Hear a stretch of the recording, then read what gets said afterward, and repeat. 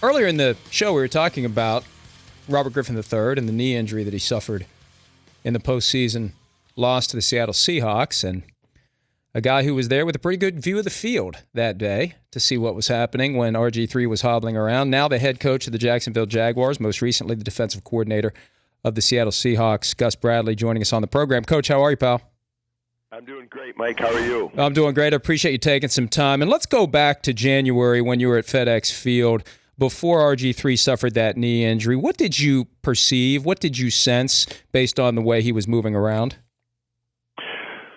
Well, before the game, we went back and forth because during the whole week of practice, it was told to us that he was getting closer to 100%. So, the game tape didn't show that, he was 100%, but we felt like there's a chance he could come back from it and, just what you're hearing.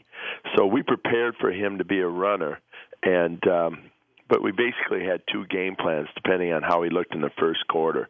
And, we could tell after the first quarter he wasn't quite the same as he was, in previous games.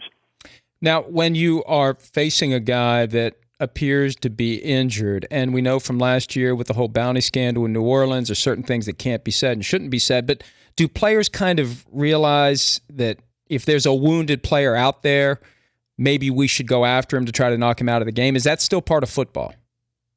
Well, you know what? All I can speak for is ourselves. And that week, our whole conversation was, okay, if he can't move very well, what do we want to take care of? Do we want him to hold on to the ball? Do we want to take care of the dive? Do we want to take care of the pitch?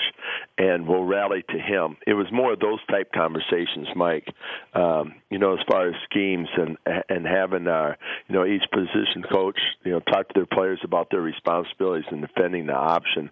It's more conversations about that than anything else. There's been a lot of criticism of the field that day. How bad was it? You saw it. You were there. What was your take on it? Well, I know we lost a player when I was in Seattle with that. Chris Clemens hurt his knee. And, but I thought it was good. There was probably spots, like anytime you play in a field, there's spots that you check out before the game and, grass fields regardless. So, I think it happened to be a few areas right there where maybe the turf was a little bit loose, but that's a lot of facilities or a lot of stadiums you play at, you might run across those spots on the field. We're talking to Gus Bradley, coach of the Jacksonville Jaguars, who was the defensive coordinator for 4 years with the Seattle Seahawks, first year in Jacksonville. And now that you're in charge of the team, and we've got this back and forth in the NFL now, specifically with RG3, about when an injured player gets back on the field, how much of that have you already dealt with a player who may not be ready to go, or may be ready to go and you don't want him to go? How much of that affects your day-to-day life now as a head coach? Well, we see it quite often. Jacksonville in the past has had some players on injured reserve, quite a few with numbers. Now, sometimes the facts are skewed, towards the end of the year, playing younger players and things like that. But overall, we felt like we had to address it. So we installed a return-to-play protocol. And we're using it now. We developed it in the off season, and our head strength coach and head trainer put a lot of time into it, along with Dave Caldwell. And we follow it pretty closely. So there's times when we go into practice, we meet at night, and then we meet again in the morning.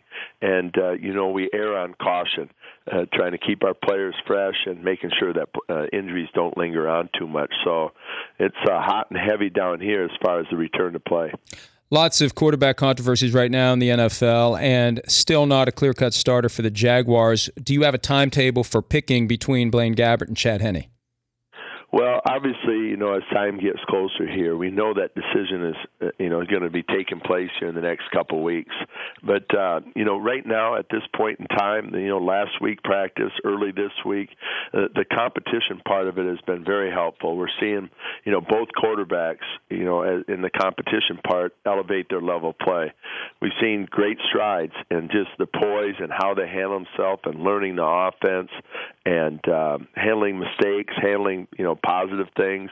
And so we like right where it's at right now. But obviously we know in the next week and a half or 2 weeks we're going to have to name somebody. You've got another guy on the team, a former Michigan quarterback, Denard Robinson, with the unique designation of offensive weapon. Where do you envision him playing the most in his rookie season?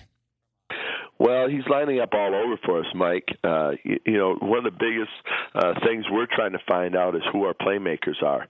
So we're putting guys at different spots and finding out what they do well, and Denard is one of them. So he's lined up at wide receiver. He's lined up in the backfield, as a running back for us, obviously in the preseason game, at quarterback, because he can throw pretty decent, and then just the threat that he is back there handling the ball. So he'll be used a wide variety of ways, especially early in the preseason until we figure out what he does really well. And one thing he does really well is he moves with the football, like the quarterback that you most recently have experience with in Seattle, and Russell Wilson. Is there any chance at any point Denard Robinson could ever compete to be your starting quarterback? Not right now. That's not our mindset. He's just taking a few reps there, just in case of emergency and things like that. But for the most part, the quarterbacks that we have in camp are getting the majority of reps. So how do things stand for the Jaguars? Expectations are low. 2-14 season last year, but there's a sense that everything is new and fresh and the sky's the limit for this franchise. Give us a feel of where you think the team is right now. Well, I think the biggest thing when we came in was to develop a culture. The culture, not to say that in years past it was good or bad. We just felt like we wanted to take on our personality, Dave and mine, and Shad's as the owner, and our coaching staff. And the players have really bought into it. So I think, we're trying to really develop a really strong foundation for us to build on. And we like how it started. There's no doubt about that. The players have been into it. They've given us everything they've got. You can imagine, Mike, they've had 4 head coaches in 4 years. So for them to open up their arms and welcome the change and welcome the culture change has been great. And now we just continue to grow on the field with the emphasis of just, steady improvement every day. And, if we can do that, then we trust the results will soon come. Well, it's been fun to watch your success in Seattle. We wish you all the best going forward with Jacksonville. Appreciate your time, and I look forward to talking to you again, Coach.